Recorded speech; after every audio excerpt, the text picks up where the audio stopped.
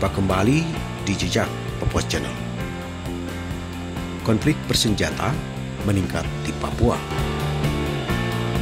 Revolusi tahapan TPN PB-OPM versus Operasi Habema 2024.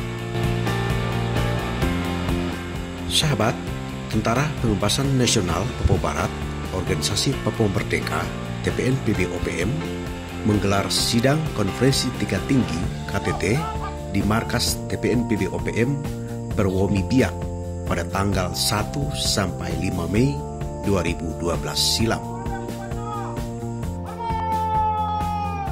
Dirilis Central Secretariat of TPN PB-OPM pada 10 Januari 2013 menyebutkan bahwa KTT TPN PB-OPM tersebut dihadiri oleh lebih dari 900 peserta dari seluruh wilayah di tanah Papua. Pada KTT tersebut, Goliat Tabuni ditetapkan sebagai Panglima tertinggi TPN PB-OPM. Sejak KTT tersebut, sejumlah komando daerah pertahanan Kodap dibentuk di seluruh tanah Papua. Juru bicara TPN PB-OPM Sebi Sambom pada 2022 secara resmi mengumumkan bahwa telah terbentuk 34 Kodap TPN PB-OPM di seluruh tanah Papua. Jumlah anggota TPN PB-OPM dari waktu ke waktu terus bertambah. Sejalan dengan pembentukan Kodap dan penambahan anggota, beberapa tahun terakhir intensitas konflik bersenjata terus meningkat di tanah Papua. Yang menjadi korban dari konflik bersenjata yang terus meningkat ini adalah tidak hanya aparat TNI Polri dan TPN PB-OPM yang bertikai, tetapi juga masyarakat sipil di Papua, baik masyarakat sipil asli Papua maupun masyarakat sipil pendatang yang ada di tanah Papua. Di beberapa wilayah konflik bersenjata, jumlah masyarakat sipil yang mengungsi ikut meningkat drastis. Sahabat, konflik yang telah berlangsung di beberapa wilayah di tanah Papua di saat ini, menurut juru bicara TPN PB-OPM Sebi Sambom, adalah bagian dari aksi revolusi tahapan menuju revolusi total yang direncanakan oleh TPN PB-OPM.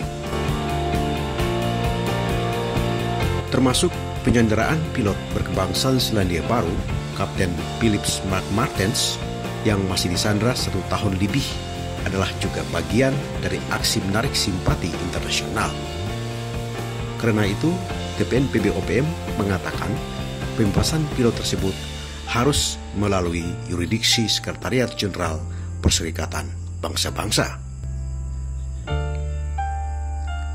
Menyikapi kondisi ini, aparat TNI Polri tidak tinggal diam.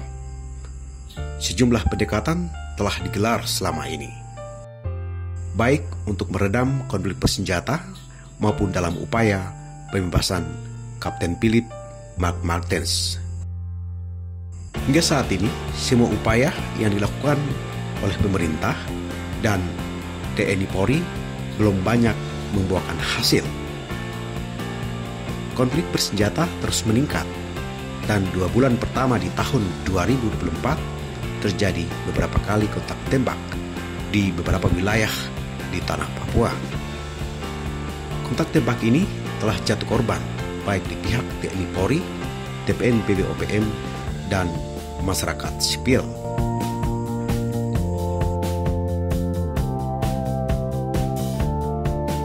Berkenaan dengan kondisi ini, Panglima TNI Jenderal Agus Subianto mengatakan pihaknya telah membentuk Komando Operasi Kops Habema untuk menangani konflik di Papua. Implementasi strategi itu adalah pembentukan Komando Operasi Habema. Sahabat, perlu ketahui bahwa Habema adalah sebuah danau yang terletak di kaki Gunung Trikora, Kabupaten Jayawijaya, Papua Pegunungan. Danau ini merupakan salah satu danau tertinggi di Indonesia sehingga dapat dikatakan sebagai danau di atas awan. Terletak di ketinggian lebih dari 3.300 meter di atas permukaan laut. Oleh masyarakat Dani, penduduk Jayawijaya, danau ini dianggap sebagai tempat keramat yang jadi sumber kesuburan dan kehidupan.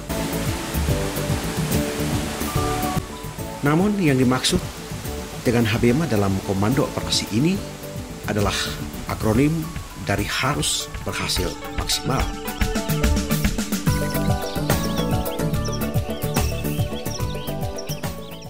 Panglima TNI Jenderal Agus Subianto menjelaskan strategi yang diterapkan pihaknya di Papua kali ini menggunakan pendekatan smart power. Ia mengatakan smart power adalah kombinasi dari soft power, hard power, dan diplomasi militer. Ia berharap pembentukan Korps ini dapat mengintegrasikan pola operasi TNI Polri sehingga penanganan konflik di Papua lebih efektif.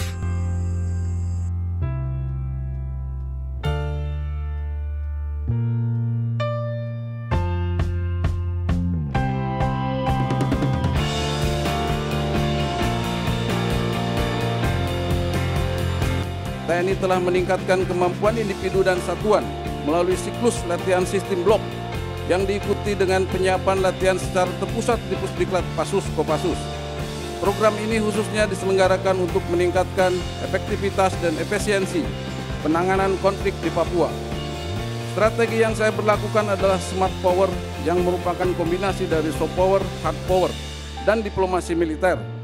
Implementasi strategi itu adalah pembentukan Komando Operasi Habema harus berhasil maksimal.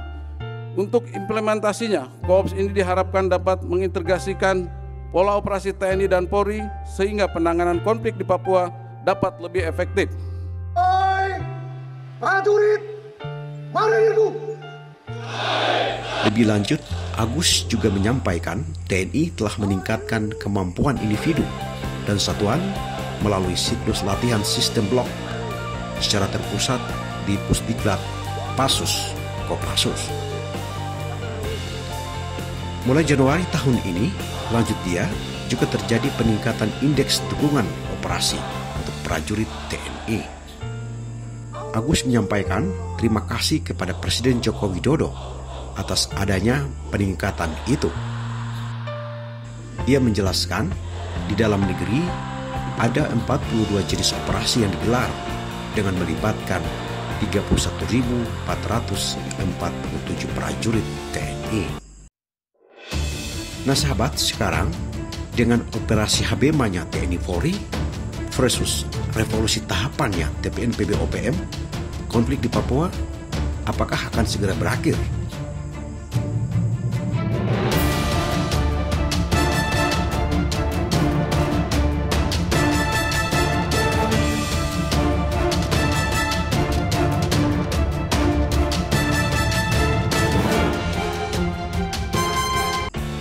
Jawabannya belum tentu, karena TPN PB OPM sejak didirikan pada tahun 1971 terus bertahan dan bahkan telah berkembang hingga telah terbentuk 34 kodam di seluruh tanah Papua. TPN PB OPM adalah sayap militer dan gerakan kemerdekaan Papua. Karena itu jelas bahwa motifnya adalah sengketa politik internasional.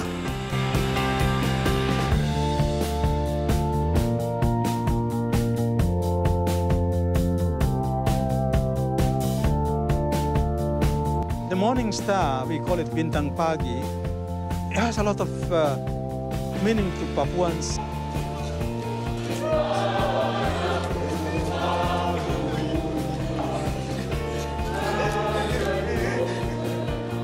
They call their flag the Morning Star and their country West Papua. But the Papuans seize the moment. They raise their own flag. They even elect their own president. Yang benar adalah kita tidak pernah berada di dalam negara kesatuan Indonesia.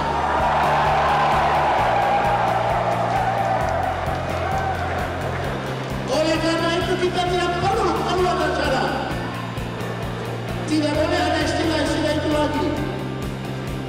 karena tidak ada sejarah mencatat bahwa bangsa Papua pernah ada di dalam negara kesatuan Indonesia.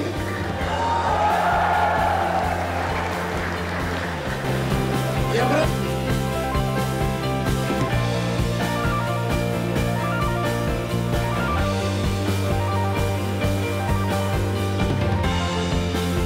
kemerdekaan Indonesia yang diproklamirkan tanggal 17 Agustus 1945 masih menyisakan sengketa teritorial dengan Belanda karena wilayah Irian Barat. Menurut sebuah klausul dalam perjanjian KMB 1 tahun setelah pengakuan kedaulatan, status Irian Barat akan ditentukan berdasarkan keinginan rakyat Irian sendiri. Di tengah kesulitan politik dan ekonomi yang sedang dialami Indonesia, Presiden Soekarno memainkan kartu Irian. Tanggal 19 Desember 1961, Presiden mengeluarkan perintah kepada seluruh rakyat Indonesia yang terkenal sebagai Trikora atau Tri Komando Rakyat.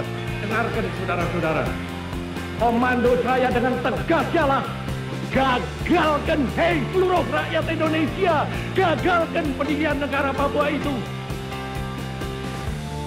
Apa komando saya lagi? Hei seluruh rakyat Indonesia, kibarkan bendera Sang Merah Putih di Papua, di negara di Irian Barat itu. Tegas saya memberi komando ini, gagalkan negara Papua itu. Kibarkan bendera Sang Merah Putih di Irian Barat. Gagalkan, kibarkan bendera kita. Dan siap sedialah akan datangnya mobilisasi umum. Mobilisasi umum yang mengenai seluruh rakyat Indonesia untuk membebaskan Irian Barat sama sekali daripada cengkeraman imperialisme Belanda.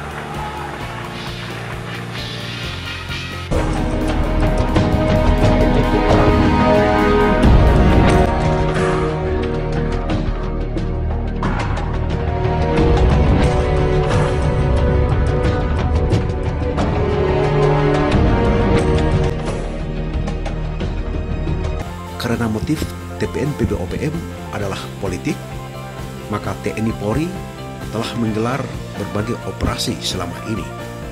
Mulai dilakukan adalah operasi Habema dengan kombinasi soft power, hard power, dan diplomasi militer.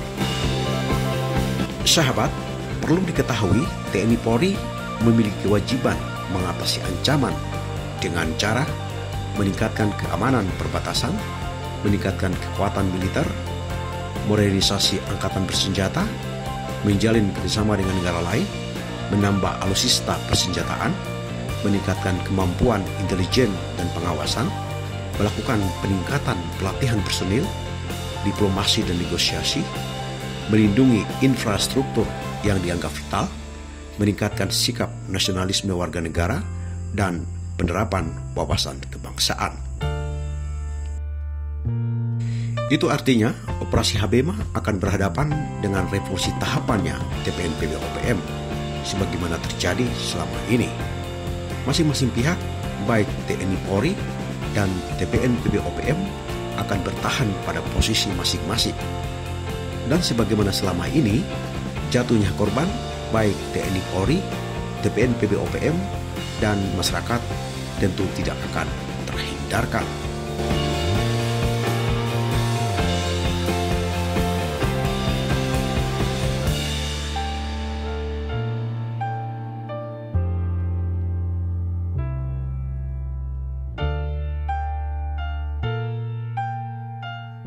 Lalu, apa solusinya? Sahabat, sengketa internasional adalah sengketa yang terjadi antar negara atau antar subjek hukum, bukan negara. Kuala Adolf dalam Hukum Penyelesaian Sengketa Internasional 2014 halaman 4-6 menerangkan terdapat dua jenis sengketa internasional, yaitu sengketa politik dan sengketa hukum.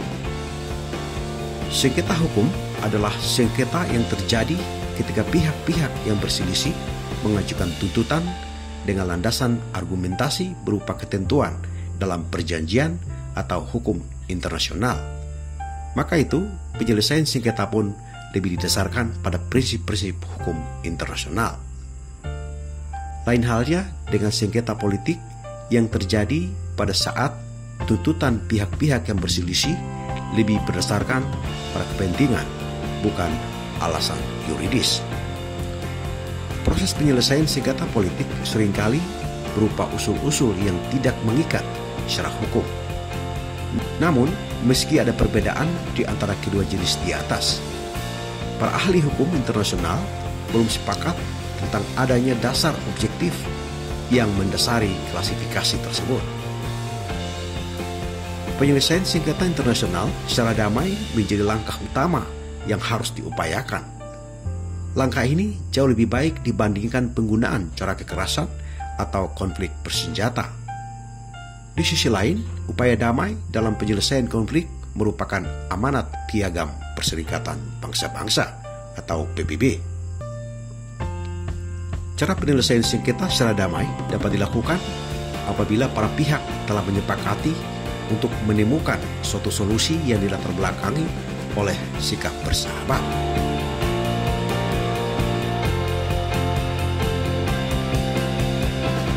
Starkey dalam Pengantar Hukum Internasional 2007 menjelaskan 8 jenis cara penyelesaian sengketa internasional secara damai sebagai berikut. Yang pertama, negosiasi. Negosiasi hingga kini masih menjadi cara untuk menjembatani diskusi antar negara atau antar pihak yang terlibat dalam sengketa internasional. Meski ia tergolong metode tradisional, negosiasi tetap efektif. Negosiasi tidak memerlukan pihak ketiga, serta berfokus pada diskusi terkait hal-hal yang menjadi persoalan di mata pihak-pihak yang bersengketa. Melalui negosiasi, perbedaan persepsi antar dua belah pihak bisa dipertemukan untuk menghasilkan solusi sengketa. Kendati demikian, negosiasi akan menjadi begitu sulit dilaksanakan jika salah satu pihak tidak mau melakukan negosiasi. Proses negosiasi juga hanya mungkin terjadi jika pihak yang berselisih mau mengakui eksistensi satu sama lain. Yang kedua, mediasi. Mediasi mirip dengan negosiasi. Perbedaannya, dalam mediasi ada keterlibatan pihak ketiga yang berperan sebagai perantara yang mempertemukan pihak-pihak yang bersengketa. Pelaksanaan mediasi dapat berlangsung jika pihak-pihak bersengketa sepakat terhadap kehadiran pihak ketiga dan berdua menerima syarat dari masing-masing kubu. Dalam mediasi, pihak ketiga yang menjadi mediator mempunyai peran aktif mendamaikan kubu-kubu yang berselisih. Mediator juga memiliki kewenangan memimpin perundingan serta menjadi fasilitator yang mendistribusikan proposal penyelesaian sengketa dari masing-masing pihak. Yang ketiga, jasa-jasa baik. Jasa-jasa baik adalah tindakan pihak ketiga yang berusaha mendorong perundingan atau memfasilitasi penyelesaiannya tanpa berperan aktif di pembahasan masalah sengketa. Pihak ketiga bisa negara atau organisasi internasional yang bertindak untuk memberikan jasa-jasa baik. Pihak yang bersengketa dapat meminta kehadiran jasa-jasa baik saat proses negosiasi buntu. Berbeda dari peran mediator dalam mediasi, pihak ketiga yang menjalankan fungsi jasa-jasa baik hanya mempertemukan kubu yang berselisih tanpa terlibat dalam perundingan. Dalam hal jasa-jasa baik, pihak ketiga sekedar fasilitator dan menawarkan saluran komunikasi supaya dimanfaatkan oleh para pihak yang bersengketa demi terlaksananya perundingan. Yang keempat, konsiliasi. Konsiliasi memiliki dua arti. Pertama, konsiliasi merupakan metode penyelesaian sengketa secara damai melalui perantara negara lain atau badan penyelidikan dan komite tertentu yang dinilai tidak berpihak kepada salah satu pihak yang bersengketa. Kedua, konsiliasi merupakan metode penyelesaian konflik yang dilakukan dengan menyerahkannya pada sebuah komite untuk membuat semacam laporan investigasi dan memuat usul penyelesaian kepada pihak yang bertikai. Jika dibandingkan dengan mediasi, metode konsiliasi lebih formal, sebab dalam konsiliasi pihak ketiga ditunjuk atau dibentuk oleh pihak-pihak yang bersengketa dan diberi kewenangan tertentu dalam penyelesaian konflik. Komite atau komisi yang dibentuk dalam proses konsiliasi bisa sudah terlembaga atau sekedar ad hoc atau sementara. Komisi itu bisa merumuskan syarat-syarat penyelesaian konflik, tapi putusannya tidak mengikat para pihak yang berselisih. Yang kelima, penyelidikan atau pencarian fakta. Penyelidikan berfokus pada tujuan pencarian fakta. Metode ini berupa penyelidikan secara khusus untuk mengumpulkan bukti dan permasalahan yang dianggap menjadi pangkal sengketa. Komisi yang dibentuk kemudian mengungkapkan hasil penyelidikan yang disertai rekomendasi, cara ataupun solusi penyelesaian sengketa. Pada 18 Desember 1967, Perserikatan Bangsa-Bangsa atau PBB sudah mengeluarkan resolusi kepada anggotanya untuk menyelesaikan sengketa internasional dengan pencarian fakta. Yang keenam, penyelesaian di bawah organisasi PBB. Pasal 1 Piagam PBB menyebutkan, di antaranya tujuan pembentukan PBB adalah untuk memelihara perdamaian dan keamanan internasional. Tujuan ini erat kaitannya dengan upaya penyelesaian sengketa internasional secara damai. PBB memiliki lembaga bernama International Court of Justice yang berperan penting dalam proses penyelesaian sengketa melalui Dewan Keamanan. Dewan Keamanan memiliki kewenangan untuk melakukan upaya-upaya terkait penyelesaian sengketa. Yang ketujuh, arbitrase. Arbitrase adalah cara penyelesaian sengketa internasional dengan mengajukan masalah konflik ke pihak tertentu yang dipilih untuk memutuskan sengketa tanpa harus memperhatikan ketentuan hukum secara ketat. Arbitrase telah dikenal lama dalam hukum internasional. Dalam penyelesaian satu kasus sengketa internasional, sengketa diajukan kepada para arbitrator yang dipilih secara bebas oleh pihak-pihak yang bersengketa. Jadi, arbitrase hanya dapat dilakukan dengan persetujuan negara-negara atau non-negara atau pihak-pihak yang bersengketa. Yang kedelapan, penyelesaian yudisial. Penyelesaian yudisial adalah penyelesaian yang dihasilkan melalui suatu pengadilan internasional yang dibentuk berdasarkan pemberlakuan kaidah-kaidah hukum. Pengadilan internasional dapat dibagi menjadi dua kategori, yaitu pengadilan permanen dan pengadilan ad hoc atau pengadilan khusus. Pengadilan internasional permanen seperti Mahkamah Internasional. Peradilan internasional memutuskan masalah sengketa berdasarkan pada ketentuan hukum, atau berbeda dengan arbitrase internasional yang bisa cuma mempertimbangkan aspek kepantasan. Di sisi lain, peradilan internasional digelar terbuka, sedangkan arbitrase internasional tertutup. Nah sahabat, itu 8 cara penyelesaian konflik internasional. Kita harapkan TPN PBOPM maupun pemerintah Indonesia, khususnya TNI Polri, dapat memilih langkah-langkah penyelesaian konflik internasional ini untuk menyudahi konflik di Papua yang telah berlangsung sejak tahun 60-an ini. Karena yang menjadi korban selama ini adalah tidak hanya TNI Polri dan TPN OPM, tetapi masyarakat sipil, baik masyarakat sipil asli Papua maupun pendatang. Mari kita akhiri konflik bersenjata di Papua secara permanen dengan menempuh 8 langkah penyelesaian sengketa internasional sebagaimana dikemukakan oleh Starkey di atas tadi. Terus terang saya menyesal sih, minta maaf. Saya juga sudah maafkan gue. Masalah kemarin yang buat dengan saya juga sudah maafkan kau. Jadi yang berlalu tuh biar aja berlalu. Mau belajar banyak dari kau. Saya tidak tahu gimana caranya. Yang saya tahu caranya tuh mengucap syukur saja dalam segala hal. baik yang buruk maupun yang baik. Kalau selalu mengucap syukur, hati ini pasti tenang, dan yang ada hanya kedamaian.